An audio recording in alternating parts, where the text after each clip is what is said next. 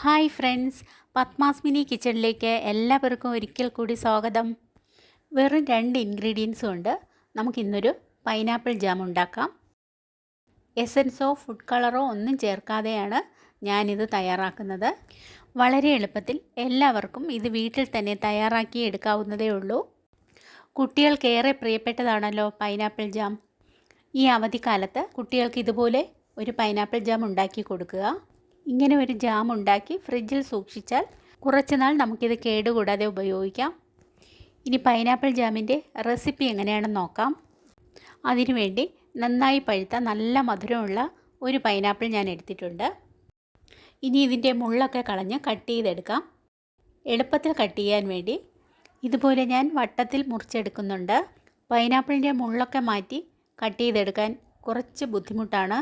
എന്നാൽ വളരെ എളുപ്പത്തിൽ നമുക്ക് പൈനാപ്പിൾ വൃത്തിയാക്കി എടുക്കാൻ ആദ്യം ഇതുപോലെ വട്ടത്തിൽ മുറിച്ചെടുക്കുക.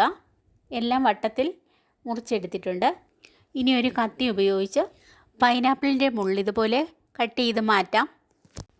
എത്ര പൈനാപ്പിൾ വേണമെങ്കിലും വളരെ എളുപ്പത്തിൽ ഇതുപോലെ കട്ട് ചെയ്തെടുക്കാം. അങ്ങനെ പൈനാപ്പിൾ നന്നായി മുള്ള് മാറ്റിയെടുത്തിട്ടുണ്ട്. ഇനി നമുക്ക് ചെറിയ കഷ്ണങ്ങളായി കട്ട് ചെയ്തെടുക്കാം. ഈ സമയം നിങ്ങൾ എൻ്റെ ചാനൽ ആദ്യമായിട്ടാണ് കാണുന്നതെങ്കിൽ ഒന്ന് സബ്സ്ക്രൈബ് ചെയ്യണേ. ഫ്രണ്ട്സിനും റിലേറ്റീവ്സിനും ഷെയർ ചെയ്യാനും മറക്കരുതേ. ഇനി സബ്സ്ക്രൈബ് ചെയ്യാത്തവരുണ്ടെങ്കിലും ഒന്ന് സബ്സ്ക്രൈബ് ചെയ്യണേ. പൈനാപ്പിൾ ചെറിയ കഷ്ണങ്ങളായി കട്ട് ചെയ്ത് ഒരു പാത്രത്തിലേക്ക് മാറ്റിയിട്ടുണ്ട്. അധികം മുള്ളൊന്നും ഇല്ലാതെ കട്ട് ചെയ്തെടുക്കാൻ കഴിഞ്ഞു. ഇനി നമുക്ക് പൈനാപ്പിൾ നന്നായി അരച്ചെടുക്കണം. അതിനുവേണ്ടി മിക്സിയുടെ ഒരു വലിയ ജാറിലേക്ക് കട്ട് ചെയ്തെടുത്ത പൈനാപ്പിൾ കഷ്ണങ്ങൾ ഇട്ട് കൊടുത്ത് നന്നായി ബ്ലെൻഡ് ചെയ്തെടുക്കാം. തരികളൊന്നും ഇല്ലാതെ നന്നായി തന്നെ അരച്ചെടുക്കാൻ ശ്രദ്ധിക്കുക. പൈനാപ്പിൾ നന്നായി അരച്ചെടുത്തിട്ടുണ്ട്. ഇനി നമുക്കൊരു ബൗളിലേക്ക് മാറ്റാം. ഒരു മീഡിയം പൈനാപ്പിൾ അരച്ചെടുത്തപ്പോൾ ഒരു ബൗളിൻ്റെ 1/4 ഭാഗത്തോളം അളവിന് കിട്ടിയിട്ടുണ്ട്. ഇനി ഒരു കടായി അടുപ്പത്ത് വയ്ക്കാം. പൈനാപ്പിൾ പൾപ്പ് ഒഴിച്ചതിന് ശേഷം സ്റ്റൗ ഓൺ ചെയ്ത് ഹൈ ഫ്ലെയിമിൽ നന്നായി വേവിച്ചെടുക്കുക. ഈ സമയം ഒരു തവി കൊണ്ട് നന്നായി ഇളക്കി കൊടുത്തുകൊണ്ടിരിക്കുകയും വേണം. ഹൈ ഫ്ലെയിം ആയതുകൊണ്ട് പെട്ടെന്ന് തന്നെ വെന്ത് കിട്ടും. ഇപ്പോൾ നന്നായി തിളച്ച് തുടങ്ങിയിട്ടുണ്ട്. ഈ സമയം ഇതിലേക്ക് 3 ടേബിൾ സ്പൂൺ പഞ്ചസാര ആഡ് ചെയ്ത് നന്നായി ഇളക്കി യോജിപ്പിച്ച് കൊടുക്കാം. നല്ല മധുരമുള്ള പൈനാപ്പിൾ ആയതുകൊണ്ട് ഞാൻ 3 ടേബിൾ സ്പൂൺ പഞ്ചസാരയെ ആഡ് ചെയ്യുന്നുള്ളൂ. പഞ്ചസാര നന്നായി മെൽറ്റായി ലൂസായി വരുന്നുണ്ട്.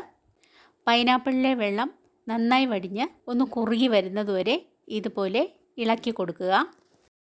ഈ സമയം മധുരം ബാലൻസ് ചെയ്യാൻ വേണ്ടിയിട്ട് ഒരു നുള്ളു ഉപ്പ് ഞാൻ ചേർക്കുന്നുണ്ട്. ഇനി നന്നായി ഇളക്കി യോജിപ്പിച്ച് കൊടുക്കാം.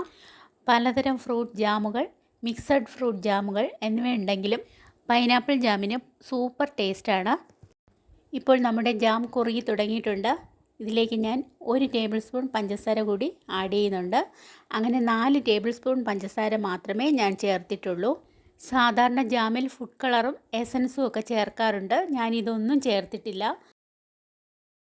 ഇപ്പോൾ വെള്ളമൊക്കെ വടിഞ്ഞ് നന്നായി കുറുകി കളറൊക്കെ മാറി തുടങ്ങിയിട്ടുണ്ട്. ജാം കോരി എടുക്കുമ്പോൾ തന്നെ അറിയാം, ലൂസായിട്ടല്ല, കുറച്ച് കുറുകിയ രൂപത്തിൽ കട്ടിയായിട്ടാണ്. ഇപ്പോൾ നമ്മുടെ പൈനാപ്പിൾ ജാം നല്ല കുറുകിയ കൺസിസ്റ്റൻസിയിൽ എത്തിയിട്ടുണ്ട്. ഇനി സ്റ്റൗ ഓഫ് ചെയ്യാം. വളരെ സ്വാദിഷ്ടമായ നമ്മുടെ പൈനാപ്പിൾ ജാം റെഡിയായിട്ടുണ്ട്. ഇനി നന്നായി തണുക്കാൻ വെക്കുക. ജാം ഇപ്പോൾ നന്നായി തണുത്ത് കുറച്ചുകൂടെ ഒന്ന് കുറുകിയിട്ടുണ്ട്. കോരി എടുക്കുമ്പോൾ തന്നെ അറിയാം, നല്ല പെർഫെക്റ്റ് ആയിട്ടാണ് കിട്ടിയിട്ടുള്ളത്. ഇനി ഈർപ്പരഹിതമായ ഒരു ഗ്ലാസ് കണ്ടെയ്നറിൽ നമുക്ക് ജാം നിറച്ച് കൊടുക്കാം. അധികം ഇൻഗ്രീഡിയൻസ് ഒന്നും ഇല്ലാതെയാണ് ഞാനിത് വളരെ എളുപ്പത്തിൽ തയ്യാറാക്കിയെടുത്തത്. പൈനാപ്പിൾ ധാരാളം കിട്ടുന്ന സമയങ്ങളിൽ ഇതുപോലെ ഉണ്ടാക്കി ഫ്രിഡ്ജിൽ വെച്ച് സൂക്ഷിച്ചാൽ നമുക്ക് കുറേ നാൾ ഉപയോഗിക്കാം. കുട്ടികൾക്ക് വളരെ പ്രിയപ്പെട്ട ഈ പൈനാപ്പിൾ ജാം പ്രിസർവേറ്റീവുകളൊന്നും ചേർക്കാതെയാണ് ഞാൻ തയ്യാറാക്കിയത്. നിങ്ങൾ ഇതുപോലെ തന്നെ ഉണ്ടാക്കി കൊടുക്കൂ. കുട്ടികൾക്കൊക്കെ ഏറെ ഇഷ്ടമാവും. ഫീഡ്ബാക്ക് അറിയിക്കാനും മറക്കരുതേ.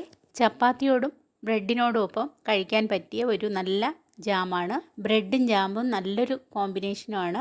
എപ്പോൾ വേണമെങ്കിലും നമുക്കിതുപോലെ വളരെ ഈസിയായി തയ്യാറാക്കിയെടുക്കാം. എൻ്റെ ഈ റെസിപ്പി നിങ്ങൾക്ക് ഇഷ്ടമായെങ്കിൽ സബ്സ്ക്രൈബ്, ഷെയർ, ലൈക്ക്, കമൻറ്റ് എന്നിവ ചെയ്യണേ. ബെൽ ബട്ടൺ കൂടി ക്ലിക്ക് ചെയ്യണേ. നിങ്ങളുടെ അഭിപ്രായങ്ങൾ കമൻറ്റ് ബോക്സിലിടാൻ മറക്കരുതേ. നാളെ പുതിയൊരു ഈസി റെസിപ്പിയുമായി വരുന്നതുവരെ എല്ലാവർക്കും ഗുഡ് ബൈ.